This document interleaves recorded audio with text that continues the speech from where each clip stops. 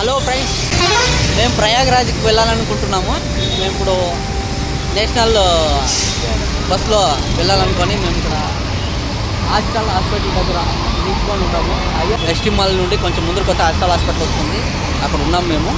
ఇక్కడ నుండి మేము ప్రయాగ్రాజ్కి వెళ్ళాలని అనుకుంటున్నాము.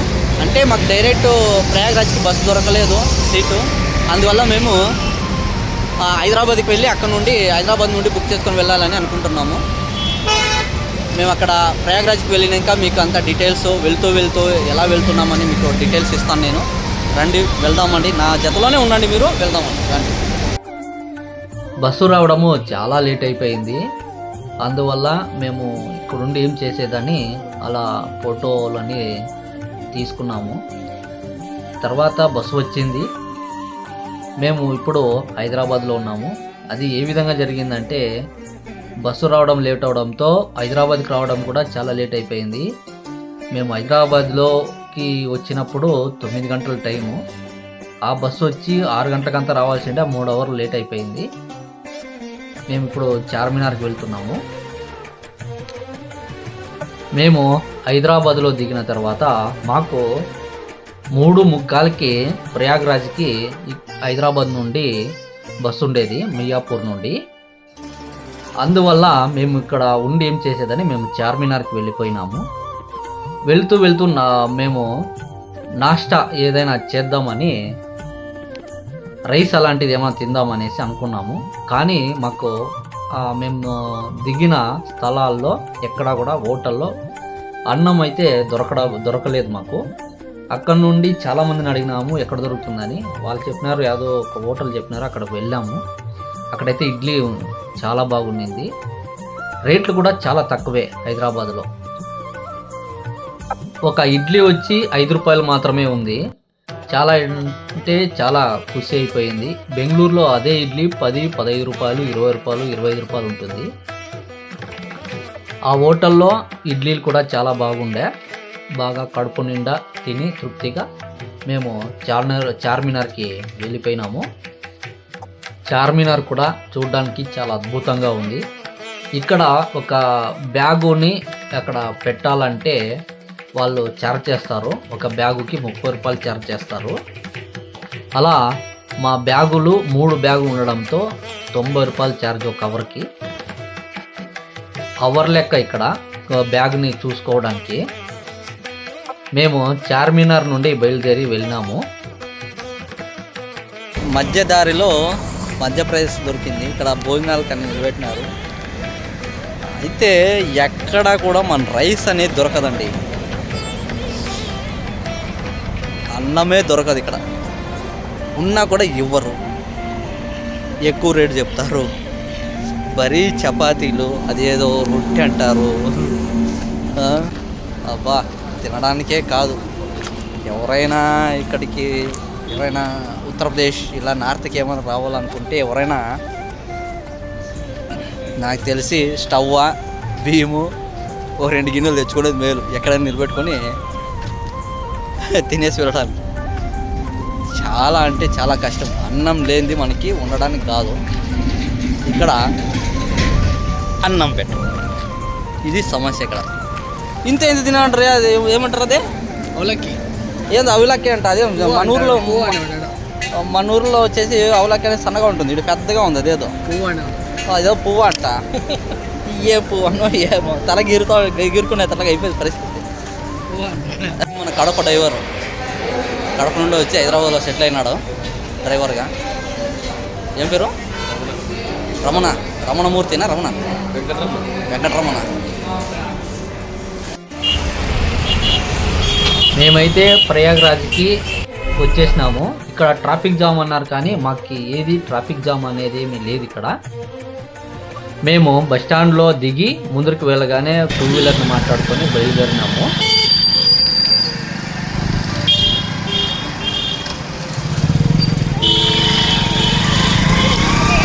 మేము ఇప్పుడు త్రివేణి సంఘంకి 2 వీలర్లో వెళ్తున్నాము.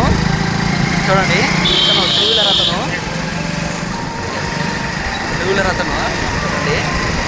మేము ఇందులో మంజులు, మళ్ళీ తర్వాత నేను నా తమ్ముడు వెళ్తున్నాము త్రివేణి సంఘం.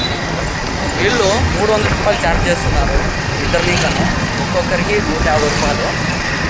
చూడండి, ప్రయాగ్రాజ్ నుండి త్రివేణి సంగంకి 150 ఒక్కొక్కరికి ఛార్జ్ చేస్తున్నారు. ఇద్దరిని కన్నా 300 అవుతుంది. కింద కిలోమీటర్ ఉంటే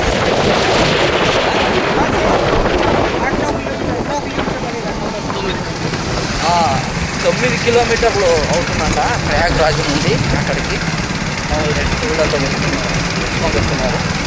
మనము అలాగే వెళ్తూనే మీకు చూపించుకుంటూ వెళ్తాను, ఎంత తీసుకుంటారు ఏమి అని గురించుకుంటూ వెళ్తాను. రండి వెళ్దాం. హైదరాబాద్ నుండి కావేరీ ట్రావెల్స్లో ప్రయాగ్రాజ్కి వచ్చినాము. మేము ప్రయాగ్రాజ్కి రావడానికి 24 గంటల సేపు పట్టింది హైదరాబాద్ నుండి.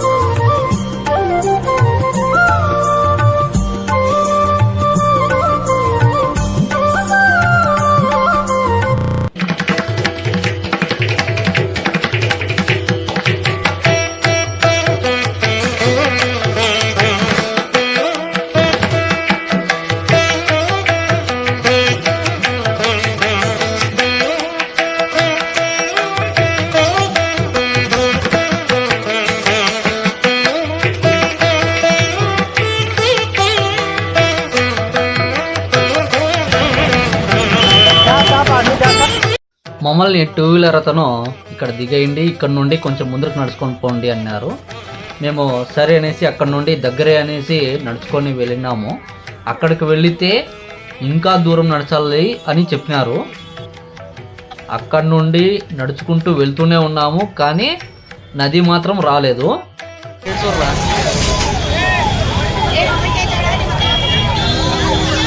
త్రివేణి సంగంకి నడుచుకుంటూ వెళుతున్నాము మేము.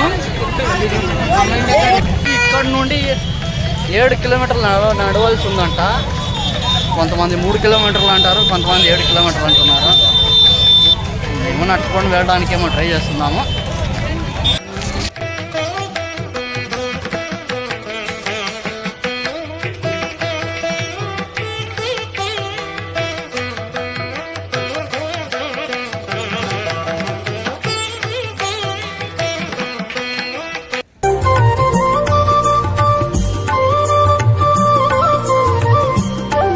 నది పక్కలోనే మనము నడిచి వెళ్ళాల్సి ఉంటుంది కాబట్టి ఎక్కువగా ఇసుక అయితే ఉంటుంది. మనకి నడిచేకి కాదు కాబట్టి ఇసుకలో, అందువల్ల ఇనుప రేఖల్ని చూడండి ఇలా పరిచినారు, నడచడానికి బాగుండాలని. ఒక్కొక్క చోట ఆ ఇనుప రేకుల మధ్యలో నుంచి నీళ్లు కూడా బయటికి వస్తున్నాయి. అలా ఉంది ఇక్కడంతాను. ఈ స్థలంలో టాయిలెట్లను కూడా ఏర్పాటు చేసినారు. చూడండి, లేడీస్కి అయితే పింక్ కలర్లు ఉంటాయి, జెంట్స్కి అయితే బ్లూ కలర్లో ఏర్పాటు చేసినారు.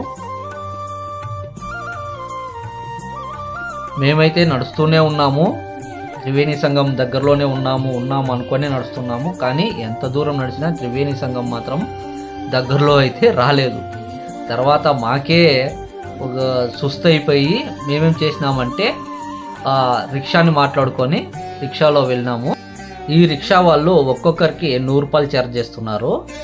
వీళ్ళు కూడా మనకి నది దగ్గర వదిలిపెట్టరు, మనకి వెనకే వదిలిపెడతారు. మనం అక్కడి నుండి మళ్ళీ 3 కిలోమీటర్ల వరకు నడచాల్సి ఉంటుంది. రిక్షా, తెలుగులో రిక్షా అంటాం కదా, ఏమంటారు, 3 చక్రాల బండి. రిక్షాలో వెళ్తున్నాము. ఒక్కొక్కరికి 100 రూపాయలు అంట. చూడండి, త్రివేణి సంఘంకి వెళ్తున్నాం.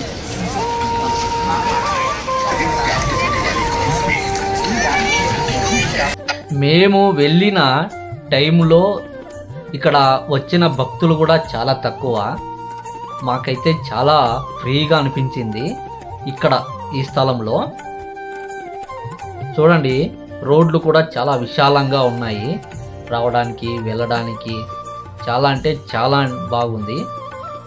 ఈ రిక్షా అతను ఒక రోజుకి 10,000 నుంచి 15,000 రూపాయలు సంపాదన చేస్తున్నాడంట.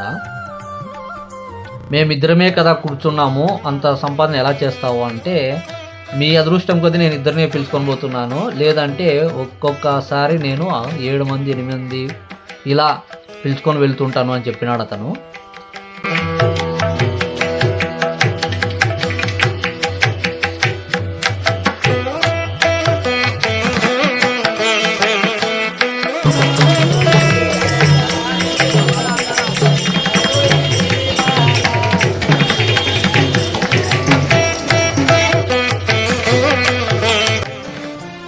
ఆ రిక్షా అతను మమ్మల్ని అక్కడికే వదిలిపెట్టాడు. మేము ఇక్కడ నుండి నడిచి వెళ్ళాల్సి ఉంటుంది. మేము జనాలు తక్కువగా ఉన్నారనుకున్నాను. ఇక్కడికి వచ్చిన తర్వాతే మాకు తెలిసింది లక్షాంతర జనాలు వస్తున్నారు వెళ్తున్నారు అని. ఈ త్రివేణి సంఘంలో భక్తుల కోసము అంబానీ గారు భోజనాలను ఏర్పాటు చేసినారు. మేమైతే స్నానాలన్నీ ముగించుకొని వెళ్ళేటప్పుడు అక్కడ అంబానీ గారి ఈ అన్నదాన సత్రంలో భోజనాలు తిని మేము బయలుదేరి ప్రయాగరాజ్కి వెళ్ళినాము. అక్కడ నుండి ప్రయాగరాజ్కి వెళ్ళేసరికి మాకు 11 గంటలు అయిపోయింది. అక్కడే స్టే చేద్దామని ఒక రూమ్ తీసుకుందామని అనుకున్నాము. కానీ ఒక రూమ్కి 1000 రూపాయలు చెప్పడంతో మేము వద్దు అనుకొని అక్కడే రక్షక భటులు అంటే పోలీసులు వాళ్ళు ఉండ్రి, అక్కడే మేము ఉండి రాత్రి 1 గంట వరకు. మా చిన్నవాడు ఏం ఐడియా చేసినాడంటే కాశీకి వెళ్దామని చెప్పినాడు. సరే, ఇంత దూరము ఎలాగో వచ్చినాం కదా, కాశీకి వెళ్దామని నేను కూడా అనుకోవడంతో అక్కడే ఏదైనా బస్సు దొరుకుతుందని చూసినాము. కానీ బస్సు కానీ ఆటో కానీ ఏదీ లేదు. మేము అక్కడి నుండి 2 వీలర్ని మాట్లాడుకొని 1000 రూపాయలు అతనికి, 2 వీలర్ అతనికి మాకు కాశీకి వెళ్ళే బస్సుల దగ్గర వదిలిపెట్టమంటే, నిజం అండి, చాలా అంటే చాలా మంచి వ్యక్తి అనిపిస్తుంది. అతను మమ్మల్ని కాశీ బస్ స్టాండ్కి 2:30కి వదిలిపెట్టినాడు. కానీ ఆ బస్సు వచ్చేసి 3:30కి బయలుదేరుతుంది. అప్పటి వరకు అతను మా దగ్గరే ఉండి ఆ డ్రైవర్కి కండక్టర్కి మా గురించి చెప్పి వీళ్ళను జాగ్రత్తగా కాశీలో వదిలిపెట్టండి చెప్పి వెళ్ళిపోయినాడు. అప్పటికే నా మొబైలు తర్వాత నా తమ్ముడు మొబైల్లో ఛార్జింగ్ లేకుండా అయిపోయినాయి. అందువల్లే నేను కాశీ వీడియోని చేయలేకపోయినాను. మేమైతే పవర్ బ్యాంక్ తీసుకొని వెళ్ళలేదు మొబైల్ ఛార్జింగ్కి, అందువల్ల మొబైల్లో ఛార్జింగ్ లేకుండా అయిపోయింది.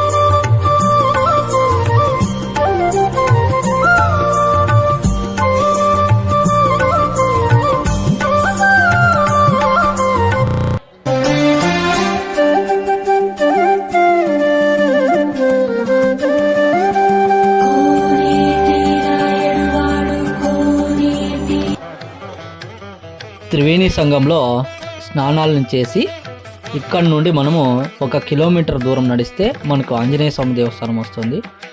ఆంజనేయ స్వామి దేవస్థానాన్ని మీకు చూపించే ప్రయత్నం చేస్తాను. లేదంటే అక్కడ ఎక్కువ రష్ ఉండడం వల్ల చూపించేకి అవుతుందో లేదో తెలియదు. ఆల్మోస్ట్ మా మొబైల్ కూడా ఛార్జింగ్ అయిపోయింది. అందువల్ల ఆంజనేయ స్వామి దేవస్థానాన్ని చూపించేకి అవ్వదు. మనం ఆ కవర్లు గమనించినామంటే ఆ కవర్లు ఎందుకంటే కింద పరుచుకోవడానికి, ఎందుకంటే ఇక్కడ నదీ ప్రవాహం కదా ఇక్కడంతాను, అందువల్ల నీళ్ళు ఎక్కువగా ఉంటాయని దాన్ని పరుచుకుంటే మనకి తేమ కాదు, అందువల్ల ఆ కవర్లన్నీ ఇక్కడ అమ్ముతున్నారు. ఒక కవర్ వచ్చి 20 రూపాయలు, 25 రూపాయలు, 30 రూపాయలు, ఒక్కొక్క స్థలంలో ఒక్కొక్క రేటుని విక్రయిస్తున్నారు వీళ్ళు. ఇక్కడ అయితే లక్షాంతర జనాలు వస్తున్నారు కాబట్టి వాళ్ళకి ఎంతెంత బిజినెస్ అవుతుందో తెలియదు. కానీ నేనైతే 3 కవర్లు తీసుకున్నాను అలాంటివి. నాకైతే ఈ ప్రయాగ్రాజు చాలా మంచి ఎక్స్పీరియన్స్, మంచి అనుభవాన్ని నేను సవి చూసినాను. ఈ ప్రయాగ్రాజ్కి వచ్చి త్రివేణి సంగంలో చాలా అంటే చాలా మరుపురాని ఈ త్రివేణి సంగమం అని నేను చెప్పుకోవచ్చు. ఇది ఈ ప్రయాగ్రాజ్ గురించి. మీరు ఈ వీడియోని చూసి కొంతమంది సబ్స్క్రైబర్స్ నాకు వస్తారని ఆశిస్తున్నాను. తర్వాత లైక్ చేయండి, షేర్ చేయండి, కామెంట్ చేయండి. ఇట్లు మీ మురళీకృష్ణ, ఎన్ఎస్ మురళీకృష్ణ మన ఛానల్ పేరు.